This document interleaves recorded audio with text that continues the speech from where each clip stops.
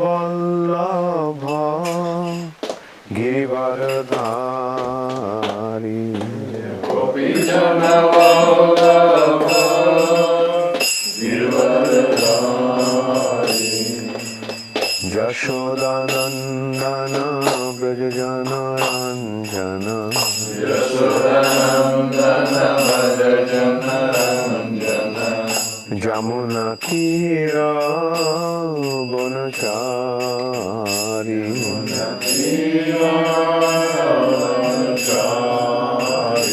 Jaya Radha Madhava Kunja Bihari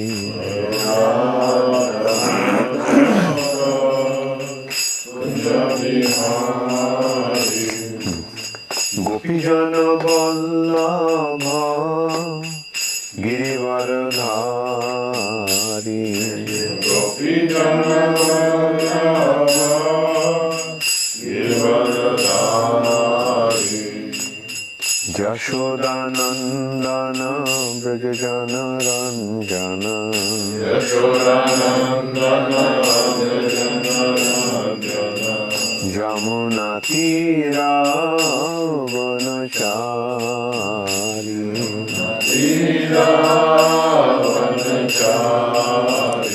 Jaya Radha Madhava Kunja Bihari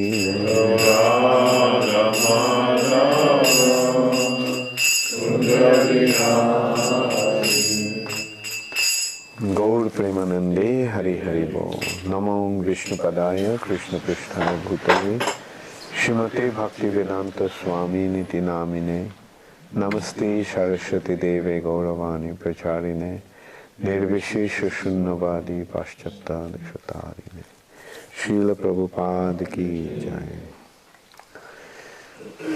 Hare Krishna. So, how is everyone? You enjoying your stay here? How did you all sleep last night? Very well. Very good. What time did you all wake up? 6. When did you go to bed? 10:30, 11:15. Why is that? Well, we were just chatting and... Well, of course, the sun goes down also late here. So that means more or less when you went to bed, I woke up.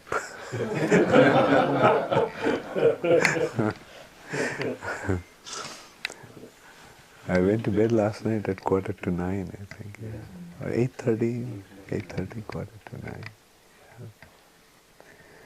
And it was nice. I woke up early. And then again I took some rest. Then I woke up with the sound of this, the water system, like, did you notice? It just makes a whole lot of noise. Because I think as we were taking showers, the water was filling up. In my shower, you see, when you close the thing, shower, automatically it plunges back into and sort of it just...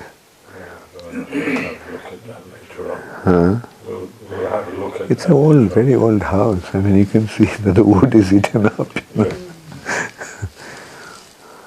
Look at this one. It's a renovated barn, Guru Maharaj. It used to be a barn. Okay. Renovated. And we are having a pleasure trip here. Is it working? Oh, it's on. Haribol. So how many are watching? 20 at the moment. Wow, wonderful. Oh, I didn't realize that you all are watching us. We are having some confidential talks among us. Anyway, I'll give you the background of this discussion that we just had now. I came to London day before yesterday, and day before yesterday evening we stayed in London and had a beautiful program with the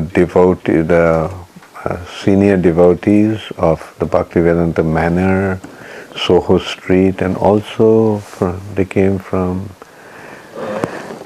It included the different devotees, senior devotees of the temple, the senior devotees from the congregation who are involved in preaching through the counselor system, and also Pandav Senas. That means, all the important devotees were there, and a few other very important people came. One of them was an MP who used to be the chief whip of the British Parliament with a whip in his hand. And also there was Ajay Perimal, who is a billionaire from India, who runs a very, very successful group of industries. One of them is actually the farms. And they bought, recently they bought a pharmaceutical company, I think in England or something, which costed them a few $1 billion. Anyway, so, and Radhanath Maharaj, Bhakti Rasamrita Maharaj, and I gave discourses on 3 very important topics. Bhakti Rasamrita Maharaj spoke on training. I spoke on cooperation, and Radhanath Maharaj spoke on preaching. So it was a very nice sequence or very nice series of topics, you can say. And these topics were very expertly selected by the leaders of Bhaktivedanta Manor, headed by Shruti Dharma Prabhu. And Shruti Dharma Prabhu wrote to me. I received an email from him this morning, and he said that this is the best program they ever had in the Bhaktivedanta Manor. Especially the group of people who came, and he was saying that 3 of us, the combination of 3 of us was very, anyway, he said some very nice words about that. And anyway, so we were there. And then we ran away from London. Yesterday we came to a place called Worcestershire. In England the names are quite like, it's spelled as actually Worcestershire and it's pronounced as Worcestershire. Just like Leicestershire is spelled as Leicestershire, it's pronounced as Leicestershire. Anyway, it's beautiful. We came here yesterday. It's actually practically in the middle of nowhere, surrounded by all open fields. Maybe Suman can show you with the videos at some point. He can take the camera out and should give you a sight of how it looks out of the window. And of course, this is the ground floor. The ground floor, the view is not that open. But from my room, which is upstairs, naturally I'm occupying the best room. And it's an old building, very old building. They have a few such cottages. And this one has 5 rooms. And we are how many of us? 1, 2, 3, 4, 5, 6, 7, 8, 9, 10, 11. Okay, so I'm occupying 1 room, so other 4 rooms are occupied by 10 devotees. And devotees are very accommodating. In Bengali there is a saying that if you're a good person, then on a tamarind leaf, 2 persons can live. Tamarind leaf is very small. 1 leaf has hundreds of leaves. 1 cluster actually has, which is like 1 leaf. Anyway, the saying, do you want to know how the saying goes? The saying goes like, Jodi hoy sujan, tetul patay dujan. Sujan, Su means good, John means person. If one is a good person, if one is a good man, then tetul patay, in the Tetul means tamarind, leaf means pata means leaf. Dujan means two persons. Two persons can be in one tamarind leaf. Devotees are very accommodating, and of course I am not so, so that shows where I am. And I don't mind sharing, but nobody allows me to share anything with them. So last night I thought that when we were discussing about our program, last night we thought that we'll have a Bhagavatam class. When Suman was asking what would be our program today, I said Bhagavatam class at 8 o'clock. So he immediately ran into the computer to make an announcement that there will be a Bhagavatam class and it will be telecasted from Mayapur TV without considering the condition of our internet here. And he was struggling, and that's why I thought that I saw him running up and down, so I thought he was still struggling to get the line together. And anyway, is it all right? The thing is coming out all right? And is it being recorded also? Just in case it is not, then maybe for their satisfaction you put it on the Ishtagoshti so that everybody can at least, if they are not satisfied with the presentation through the internet, they can check it in the video, in the Ishtagoshti. So I decided to speak on one topic. It is from the Srimad Bhagavatam, 6th canto.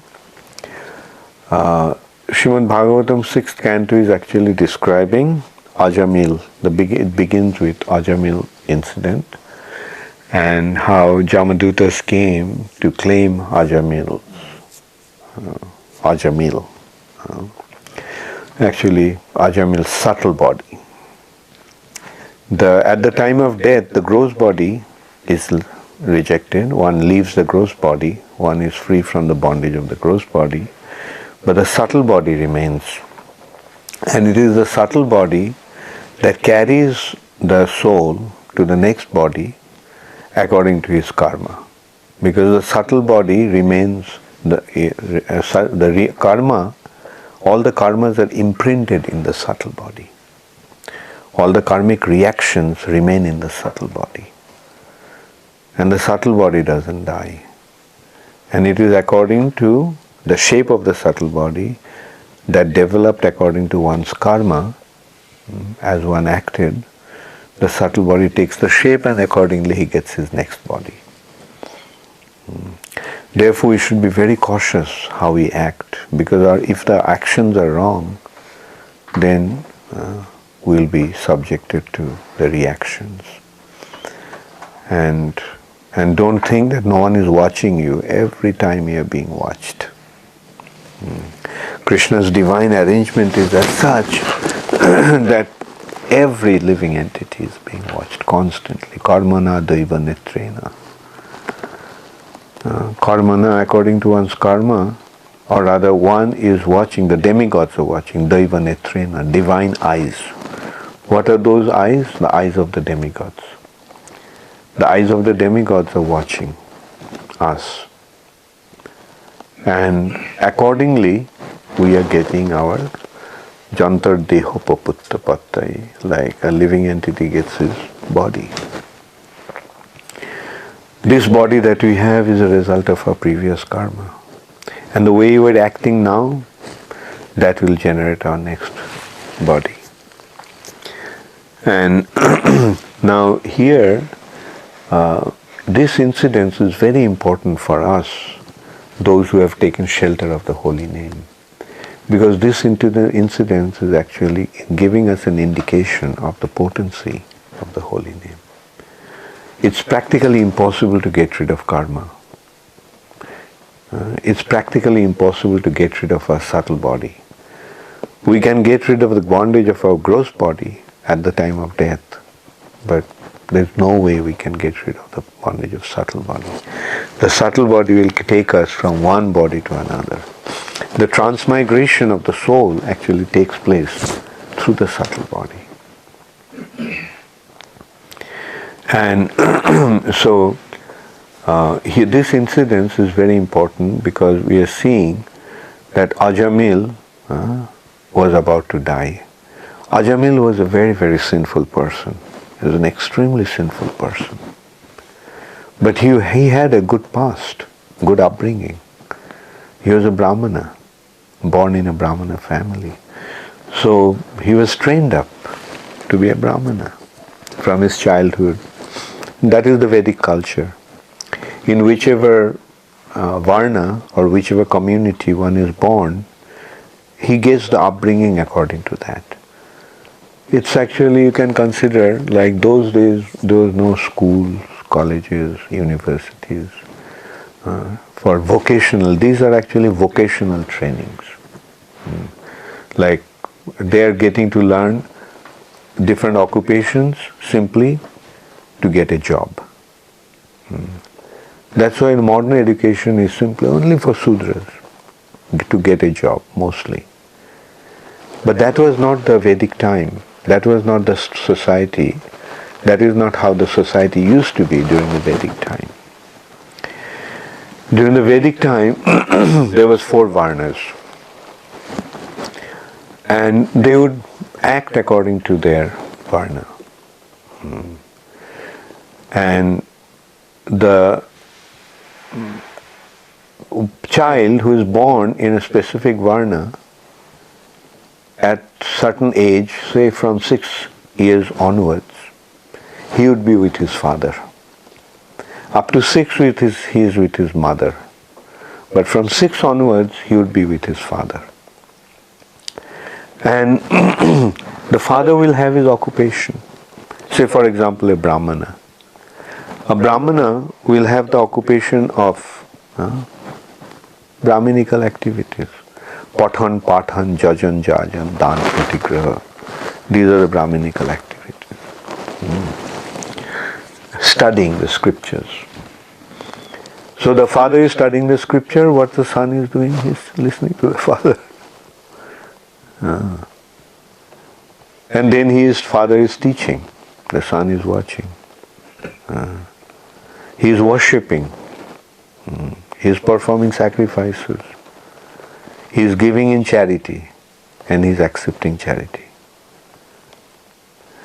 Now let us consider a Kshatriya. A Kshatriya boy, he is with his father. What the father is doing? He is using weapons. And he is growing up, seeing how the father is using the weapon. And the father will also give. Take the sword, fight with me, come. And he is in his own way, he is learning to fight from his father. And Kshatriyas will have also, everybody is surrounded by his associates. So this is how. Now let us consider the Kshatriya, Vaishya. What he is doing? He is seeing his father is buying and selling. And he is learning the art from that, from his father. How to run a business. And a Shudra, say he is a carpenter. So he is working in his wood. And the son is, at the beginning the father is saying, can you bring me that piece of wood? So he carries the wood. And he sits next to his father and he is watching his father. At some point his father says, okay, you also do some carving. And he starts carving. So by the time he is 16, 17 years old, he is an expert. So in this way, Sudras are acquiring their expertise, Vaishyas are acquiring their expertise, Kshatriyas are acquiring their expertise, and Brahmanas are acquiring their expertise. Anyway, so we can well imagine how Ajamil grew up. He grew up to be a Brahmana. But unfortunately, one day when he was in the forest, like probably collecting wood, he saw one man is having an intimate, illicit dealings with a prostitute. And just the sight stole his mind. He became attracted to that. And he fell down. Fell down in the sense he not only developed a relationship with that prostitute, and you can see another thing, like we can see how innocent Ajamil was. And normally a person would use a prostitute and leave her. But Ajamil didn't do that. He married this woman. And then we can see that Ajamil, it didn't go into the detailed descriptions, but like what are the consequences? He's a Brahmana. Ajamil is a Brahman. So he didn't know any other occupation. That's the only thing he learned to do. But now, because of his sinful act, because of his degradation, he was not accepted in the Brahminical community. So he didn't know any other occupation. So what could he do? When you have the need but don't have the means, what do? You steal. So Ajamil started to steal. And in this way he became more and more degraded. First he started to steal maybe some fruits and some things. Then he started to go into the houses and steal from the house. Then he started to rob people. Then he started to murder people.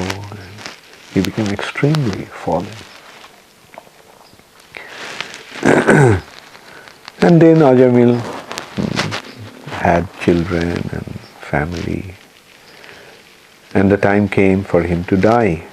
So when he was about to die, then Jamadutas came to take him. So the sight must have been very frightening to see these terrible creatures with a whip and a noose in their hands. That's how the Jamadutas deal with people.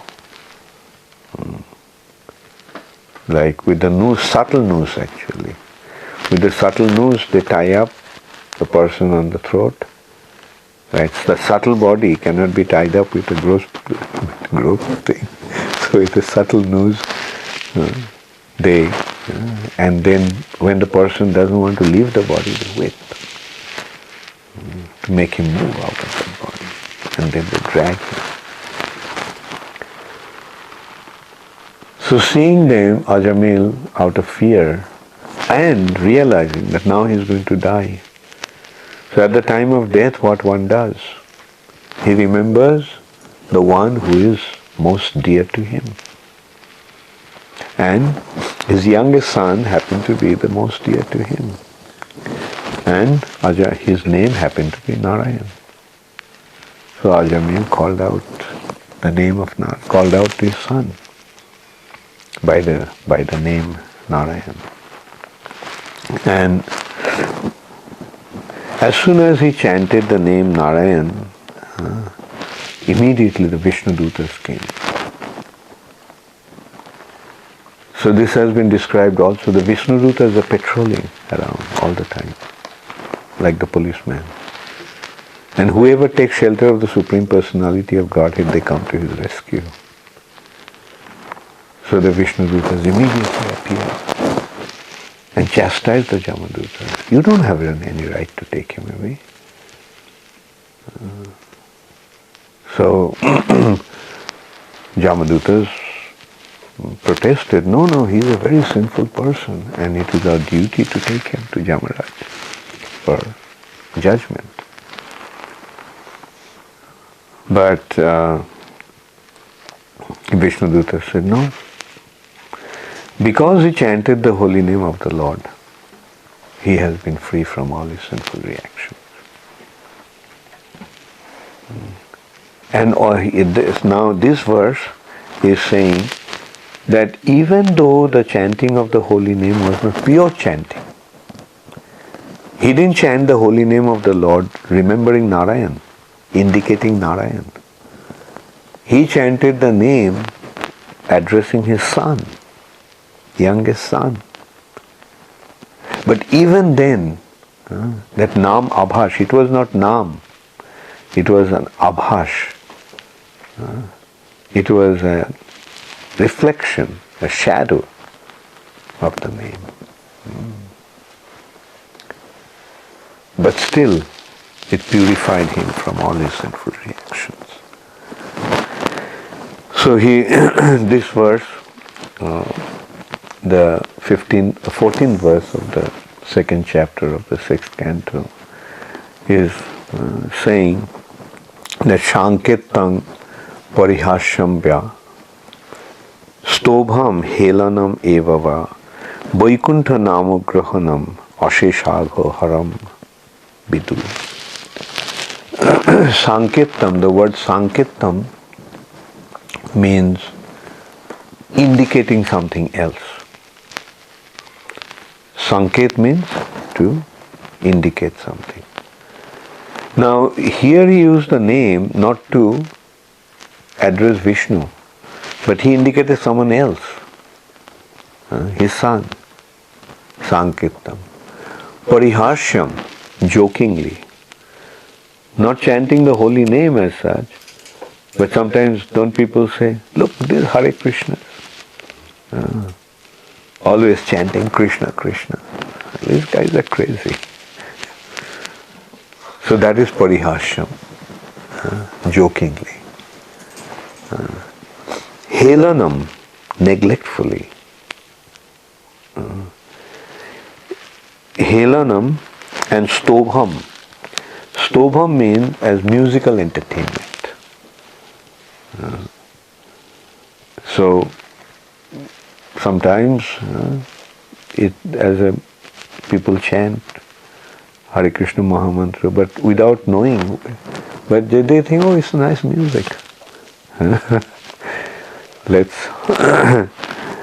So Vaikuntha Namagrahane, by chanting the name of the holy, of the Supreme Personality of Godhead, Asheshagho Haram Bidu. It purifies one of all endless sinful reactions. So this is the potency of the holy name. Even at a clearing stage, Namabhash stage, it can purify one from all sinful reactions. And then the other thing also it is pointing out that way, the next verse, Patita Skhalito Bhagnaha Sandashta Stapto Ahataha Harir Itta Aboshenaha Puman Narhati Jatanaha. If one chants the holy name of Hari and then dies, Potita means falling. So these are the things about accidental death. Generally, it is said that accidental death leads to ghost body. Accidental death is very, very sinful. So, but here it is saying that even if one achieves an accidental death, even if one dies an accidental death, but if he remembers the holy name of the Lord at that time, he will become free from all sinful reactions. Therefore, we should not consider that accidental death of a devotee is same as the accidental death of a karmi who will get into a ghost body. No, the accidental death of a devotee is also going to give him liberation. So patita means falling, like one all of a sudden falls from a height, dies an accidental death. Now let us see what actually is accidental death. Why one becomes ghost at accidental death. Because you see, one has the body and then all of a sudden he loses the body. And he doesn't actually realize that he lost his body, or due to his great attachment to the body, due to being too attached to the body, he doesn't want to, he remains attached. And because he lost it all of a sudden, he doesn't know how to deal with it. So that's why one becomes a ghost body due to accidental death. Because all of a sudden he lost his body. Now the consideration also is, why does one lose his body all of a sudden? That's another consideration. This consideration is something like, you see, the longevity of the body is say 100 years. Human body is meant to live for 100 years, human being. But as he commits sinful activities, his lifespan reduces.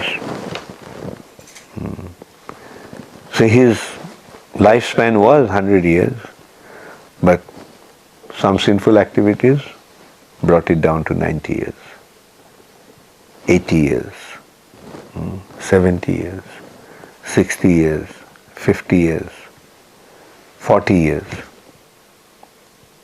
Because of sinful activities, he lost 60 years of his life. So what happens when he reaches 40, his time is up. At the age of 40, his body is healthy and strong and functioning perfectly, but his lifespan is finished. Therefore, all of a sudden he has to leave. And that is the accidental death. So we can see, like, these accidental deaths are a result of very sinful activities. But here it is said that if one remembers the holy name of the Lord, he'll be free. He won't become affected by the accidental death. And what are the types of accidental death? That is being considered here. Patita means falling, such as falling from the top of a house. Skolita, slipping.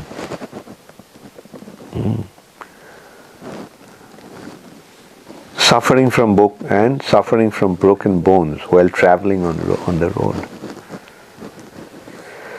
Being bitten by a serpent, being bitten by a snake.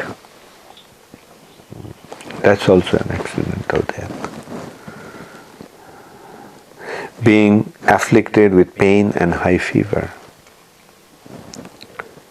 Or being injured by a weapon, or is immediately absolved from having to enter. One is immediately absolved from having to enter hellish life, even though he is sinful. But if one chants the holy name of Hari and then dies, becomes free. So that is how powerful the holy name of the Lord is. Now then the point is being made here that how does it happen? That is being explained. That this is, one thing is the sinful reactions are like fire.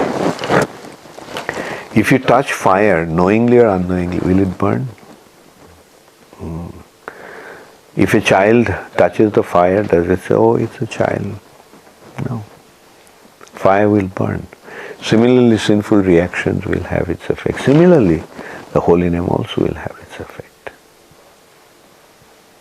If you commit sinful activities without knowing, it will have its adverse effect. But if you chant the holy name without knowing, also will have the effect. Another example is given in this respect is like medicine. When you take medicine, knowingly or unknowingly, does it have the effect? So similarly, the holy name of the Lord, when it is chanted, even though one doesn't know the effect of it, he'll derive the benefit. The only thing is that one should avoid offenses. Because that is the thing that makes the chanting of the holy name lose its effective result. Then it's not holy name. When one is committing offense, he is not chanting the holy name, he is chanting offenses. But when the offenses are cleared, there is no offense. But at the same time, the holy name is not indicating the Supreme Personality of Godhead. Then it's the clearing stage. Namabhash. It's not the name, but close to the name, reflection of the name, a shadow of the name. But when the holy name is chanted, in order to, indicating the Supreme Personality of Godhead, that's the pure name. So here we see, what to speak of pure name, the clearing stage of the holy name. That is, holy name is chanted without offenses. It will have its effect.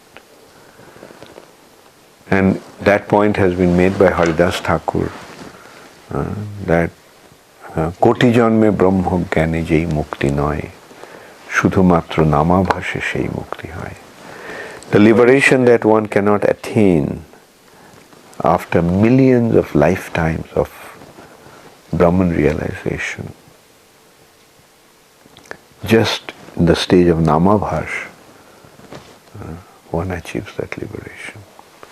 The liberation that cannot be achieved in millions of lifetimes of Brahman realization, that liberation is achieved just in the stage of chanting the holy name, in the clearing stage. So that is how powerful the holy name is.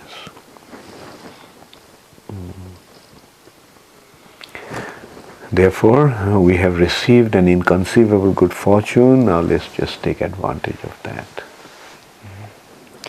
By Srila Prabhupada's mercy, we got the holy name. And if we just take shelter of the holy name, at least liberation is easily achieved. But of course, the goal is not liberation. The goal is Krishna Prem. Because this Krishna Prem will fulfill that all our desires. Krishna Prem will make us immortal. Krishna Prem will make us full of knowledge. Krishna Prem will make us full of joy. Thank you very much. All glories to Srila Prabhupada. Any question? Yes, Radhika? If at the time of death, especially if it's a physical death, you are unable to chant, do you still get the same result? No, here is talking, the whole point is about chanting. Yeah, it will happen only one chants the holy name. And Prabhupada is saying that when one is accustomed to chanting, when he is faced with a difficult situation, what will he do? Won't he naturally take shelter of the holy name? Or won't he naturally take shelter of Krishna? Doesn't it happen when you are in a difficult situation? Oh Krishna! Immediately, the holy name comes. That's why we need to practice. When we are healthy and strong, we must learn to practice. We must practice to learn to chant the holy name at the time of difficulty. All the time we chant. Which means take shelter of the holy name. Okay? Yeah. So there's a question from Ramananda on Live.tv. He's asking, thank you Guru Maharaj for the ecstatic lecture. Not being affected by accidental death when chanting the holy name means that Krishna will take care of the person the way he wants? Not being able to? Not being affected by accidental death when chanting the holy name means that Krishna will take care of the person the way he wants? Yeah. So one is actually, when one takes shelter of Krishna, chanting the holy name means expressing your surrender to Krishna. So when one is when one has taken shelter of Krishna, then Krishna will take care of him.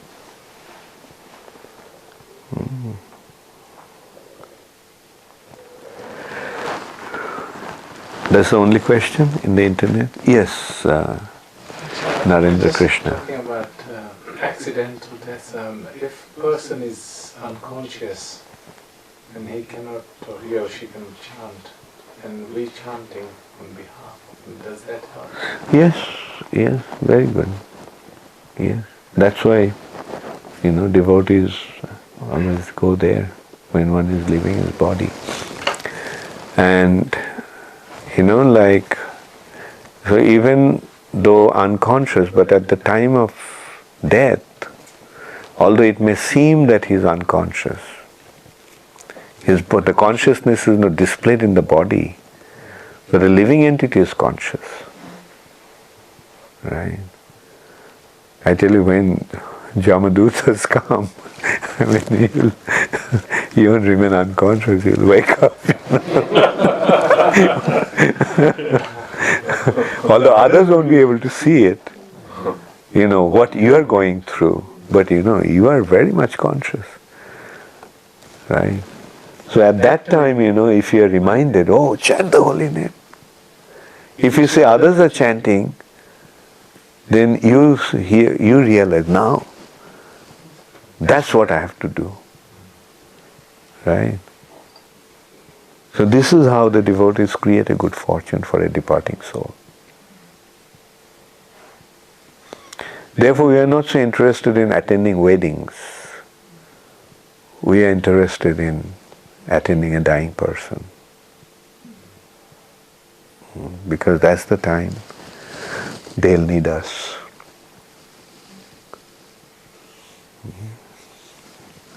Another question from the internet. This is Marion from Leicester is asking, my grandfather died in his sleep many years ago. Is there something I can do to help his soul to progress? This was before I was... Yeah, you can pray for him. And when you become a devotee, then Krishna will listen to your prayer and help him. Yes, Radha Vinod?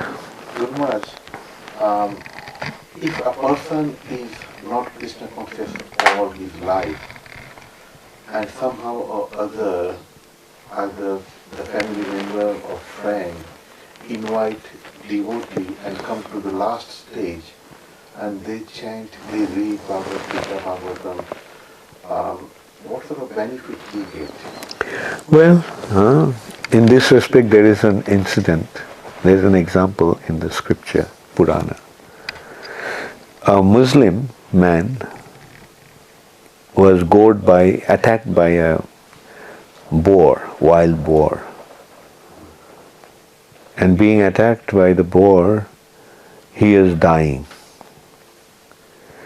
And according to their language, haram means a boar, swine. He called out haram, and immediately Vishnudutas came. Haram. Right? So he said haram. And they heard haram. And he became free from all sinful reactions. So that is the potency of the holy name. Although he never heard about Ram, never knew about Ram, but just calling haram, he became delivered. So what to speak of it if a relative comes and wishing him well, chants the holy name, sure. Yes, Narendra Krishna. All our sinful reactions, all reactions are noted by the demigods, the eyes of the demigods. How does this affect if somebody is creating sinful reactions to his spiritual master and grandmasters, and how is it related? How can the spiritual master help him as well? Well, at the time of death, you mean? No, just generally. Generally. Yeah. So if somebody's the main thing is, giving the spiritual guidance. That's what spiritual master does. He gives the spiritual guidance. He, helps him in his spiritual progress. That's the help. Like a teacher.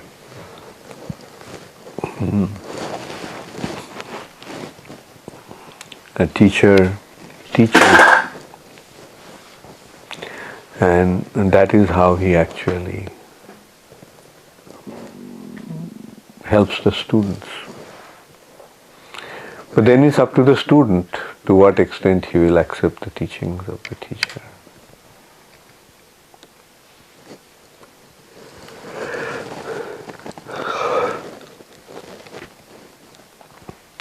So both have to be qualified. Teacher has to be qualified, student also has to be qualified. Teacher must be qualified to teach and the student must be qualified to learn.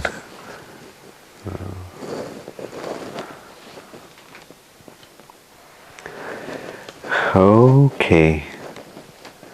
Thank you all very much. All glories to Srila Prabhupada. Gaur Premanande. Hari Hari.